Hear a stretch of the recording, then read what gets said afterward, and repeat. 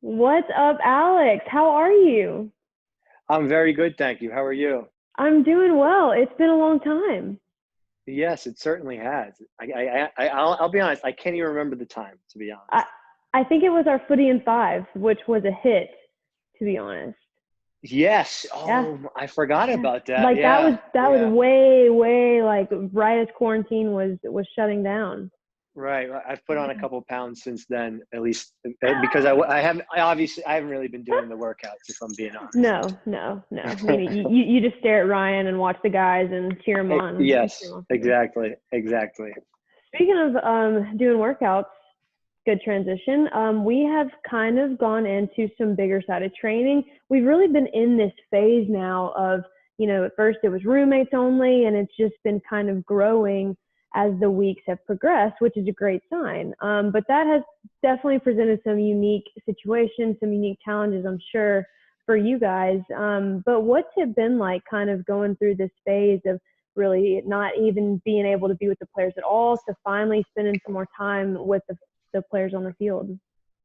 Yeah, it's been a interesting experience to say the least. Certainly something that none of us have experienced at all. And I think Yeah. everybody can relate to that in some variation. But Mm-hmm.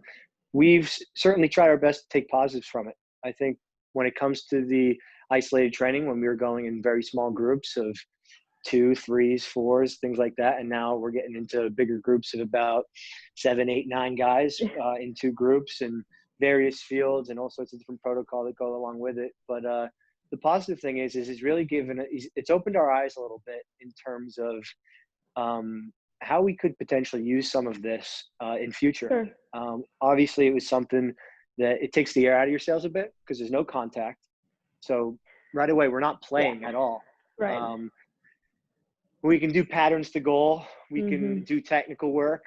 Um, we've been able to check a lot of those boxes. We've certainly been practicing on getting to goal a lot, which is good based on our, I wouldn't say lack of productivity in front of goal, but because obviously making it to the final was a great Sure. positive for us. But you always want to score more goals. So we've been working a lot on Absolutely. that.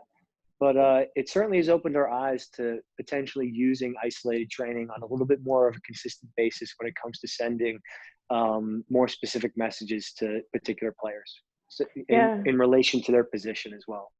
Yeah, that's exactly what I was going to get into. I remember that that was always something that was so helpful in the off season. This isolated kind of one on one, even if it's yourself, it's your roommate, it is your coach. It's sometimes maybe, and correct me if I'm wrong, I feel like it gives the coaches a bit more of an opportunity to really program and design specific training aspects for specific players. Without a shadow of a doubt, it's been really good to have a lot of individualized. Get out of here, man! I'm getting some music from somebody over here, but it's been really good to working with John. Working with John. Always an excitable man, especially when he's got his music going. For sure. Anyways, where was I?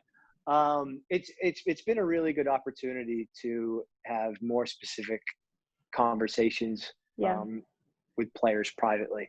And normally you wouldn't be able to have these conversations because most of our training sessions, when we're full contact and full on, are it's team based. It's not Right. individual based. And the very short 5 seconds that you have to get a message across to a player, it has to be done really quickly, and then we're Yeah. onto the team based exercise. Whereas now we can really grind down the little tiny details, which has been really a challenge, but very refreshing as well. And I think the Yeah. So, players have enjoyed it too. and do you think that that's the best thing to come out of small sided training? Is this really more attention to detail on the individual side of things, almost being able to teach to the individual and less to the group? Absolutely. I think that what the tough part for everybody now is, hopefully in the next couple of days, couple of weeks, we're fingers crossed, we're going to be getting into contact training, which is Yeah. meaning we're going to be able to play small sided games, full sided games, which is obviously something that nobody's done since Mm. basically what was it, beginning of March or whatever Yeah. it may have been. But so we're going to be certainly playing some catch up from there. So there's going to be a little disconnect, whether it be between lines of players vertically or horizontally. when it comes to getting a collective unit on the same page again. But the good thing is that we've really worked on the fine details of connecting the first line and the second line. The next thing now is when we go into full training is connecting every single line to make sure that we're effectively playing as a collective unit. For sure. And it's definitely been a crazy, unique time, and that, again, has brought some unique challenges. How has the mindset, what's been the most challenging thing as far as the mindset goes from a coaching perspective? Like you get all this momentum, you're going into preseason, you're fired up coming off an amazing inaugural season, and then it's almost like you're backtracking to the off season again. So I'm sure mentally it has been challenging as well as physically. Yeah, you can take yourself into a dark place if you really think of this in relation to where we could be in the season. I've got a schedule over my shoulder, and we're not even a game in yet, and we're still waiting to see pull that down. How the schedule's going to end up coming out.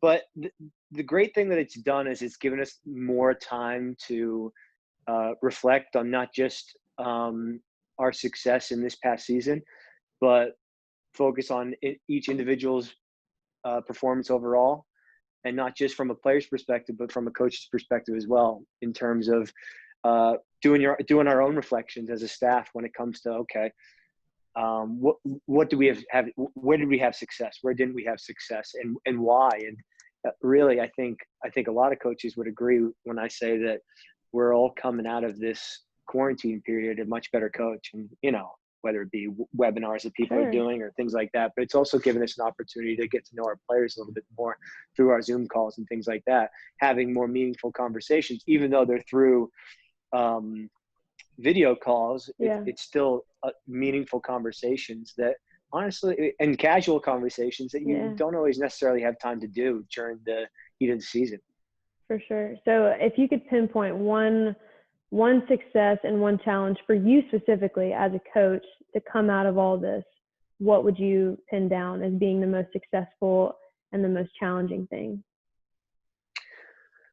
I think it's easy in terms of the most challenging thing is just making sure that we're following protocol effectively, and making sure that we have effective, I guess you call it self-control. And that's not just from the perspective of training the guys in small groups and making sure we're not doing opposed training sessions or anything that might put anybody at risk, but just our overall lifestyle in general. Going out, eating when you want to, for sure. Exactly.